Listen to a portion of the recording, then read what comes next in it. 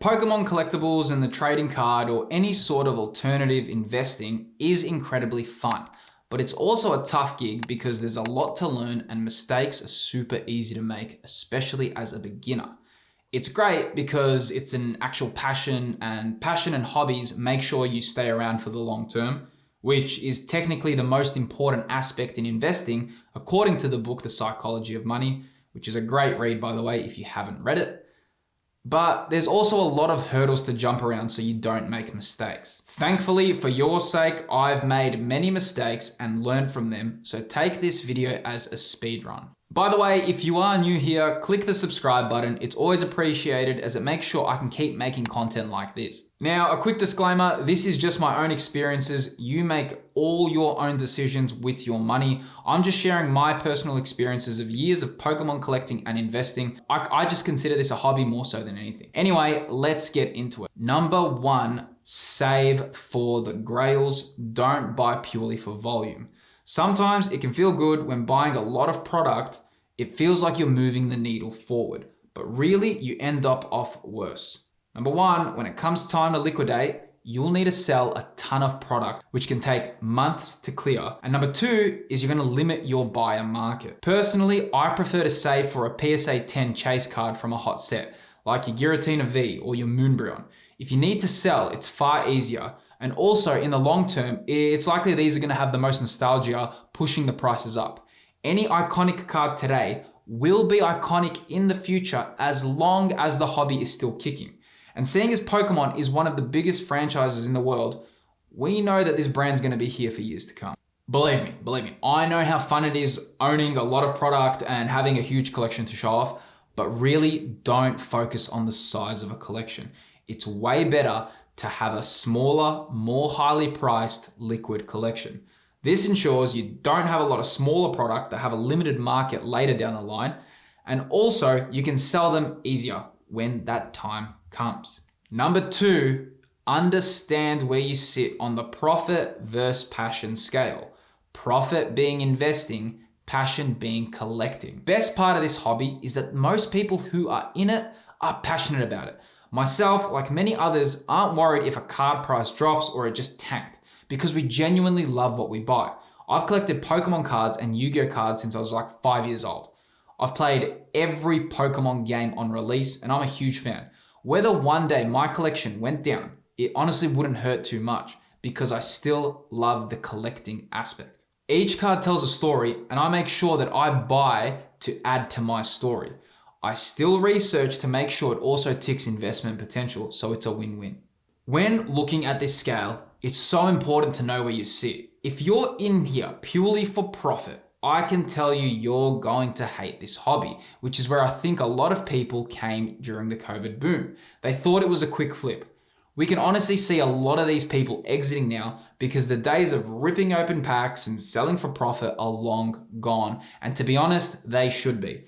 No one wants those days back. It honestly created so much hostility, and for the hobby to grow, it's really important that the younger generations and kids have access to products. Like I'm a father, I've got a daughter myself. Can you just imagine how disappointing it would be to have kids coming to stores wanting to buy Pokemon packs during the Sword and Shield era and have adults who have bought out entire stores?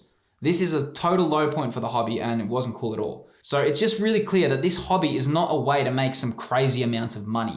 It still has to be enjoyed. You need to have some passion to stick around and at least enjoy the product you buy. However, with all that said, it still doesn't mean you can't make strategic decisions relating to your purchases. It's best to sit somewhere in the middle as the golden spot. This ensures that you have the potential to sell later on, hoping your product increased. And if not, you still love what you collected. It has a place in your collection and it's part of your story.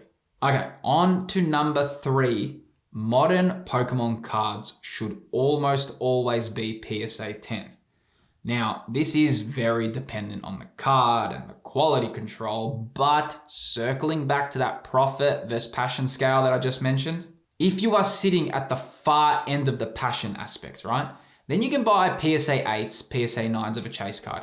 It's still protected in a case and it's still something cool to keep in your collection. However, when speaking of investing, you want to get the PSA 10 of that copy. The reason being is that there is an abundance of cards being graded, and you want the best copy of that card. And also, when it's time to sell, the 10s have the most buyer market available, and they will always get the best price. Now, PSA 8s and 9s for collecting are fine, for investing they are not. It's very important to make that distinction. Know your purchase intent before you buy. However, there are a few exceptions. Now, this is a Yu-Gi-Oh card, but the Ghost Rare Blue Eyes White Dragon is a perfect example of this. This modern card, the Ghost Rare Blue Eyes, currently, as of making this video, has had 935 copies sent to grade, with only 8 being a PSA 10. It honestly had some of the worst quality control of all time, and the PSA 9 is essentially a 10, and the PSA 10 is like a black label. The prices for the 10 are so astronomically high that it becomes outside the realms of common sense. So for this specific example, I would say investing in the PSA 9 would be okay. However, this is a very, very isolated situation. Generally, unless there's a huge print issue or a quality control issue on a specific card, like that Blue Eyes, the PSA 10 is the way to go for modern cards. Do not settle for less unless you're doing it purely for collecting purposes. Make sure you know that distinction before you buy. If you want it as an investment and would also love it in your collection, PSA 10 is the way to go. Number 4, sealed product is boring, but it will always be king. One thing to understand is the psychology of sealed product. It has this sense of mystery. There's a what if. People just want to open it. It is human nature. As time goes on, these products get opened, and essentially the pie keeps getting smaller, smaller, and smaller. While the singles of the cards in the set start entering the market, you actually have a polarity happening between the two. Eventually, the sealed Elite Trainer box or the booster box become the collectible because they're still sealed, even if the value of the singles inside aren't that high, because it isn't about the cards inside anymore. It's now about the sealed product. This change is gradual and it takes years, but it does happen. Sealed product also has the advantage of having a retail price. Singles are a free market. The price is never established by a retailer, whereas sealed product always has a base point in the market. This means when selling, it's likely buyers will purchase for the retail price or more. It's slightly safer because of this. Now, one of the disadvantages of sealed is that it takes up a lot of real estate in your home. But don't underestimate how awesome sealed is. People constantly rip packs. Even though it feels like some people hold on to sealed, more is needed to meet the demand of people wanting the product. Especially as time goes on and less is available, if we look at past trends, sealed is just way more consistent. Honestly, I love sealed. It's always got an added bonus that if one day the value didn't go up, I'd still be able to crack open all these old school packs. And believe me, if the day came where I had to open up all my sealed product, I would not be complaining. All right, number 5 is if you are investing in sealed, always go for the main product of the set. Avoid the secondary or specialized products. Sealed is great, but it's much better to get the mainstream version of the product. What I mean by this is buying the booster box or the Elite Trainer box. For example, let's look at Crown Zenith. It would be better to grab the Elite Trainer box and avoid the Zacian Premium Figure Collection. Even though some of these special products or special sets might actually have more packs inside, it can become harder to sell later on because the market usually searches for the mainstream product. The collector or buyer down the line is often looking to complete a booster box set or add to their Elite Trainer box collection.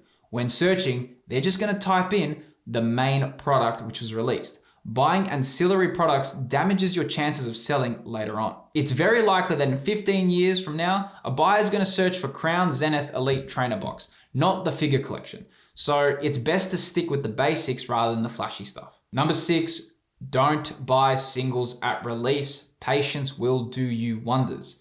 As I mentioned before, singles don't have a retail price. The free market decides. The amount of demand for a specific product is all dependent on the market.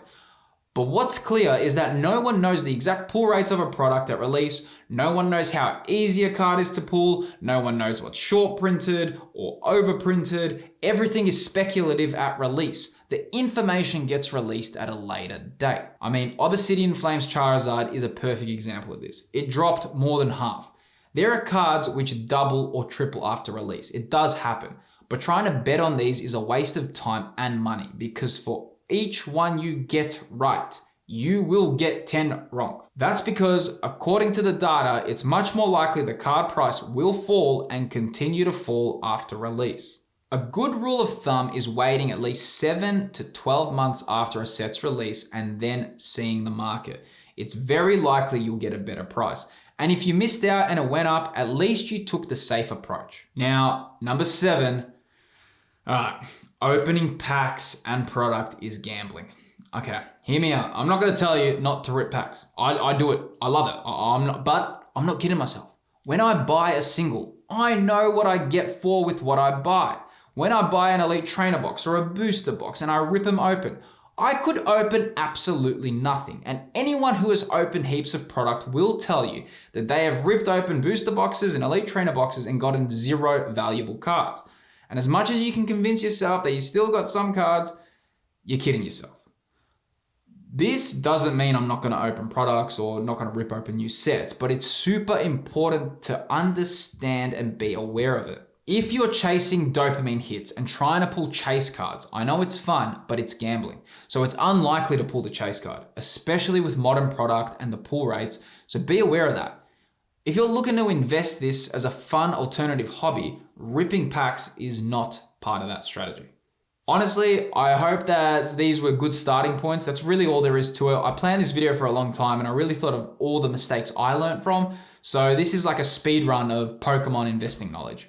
As I said, guys, feel free to comment and make some discussion points. I'm going to try to reply to all the comments, and it would mean a great deal to subscribe so I can keep the channel growing. Best of luck on your Poke investing journey.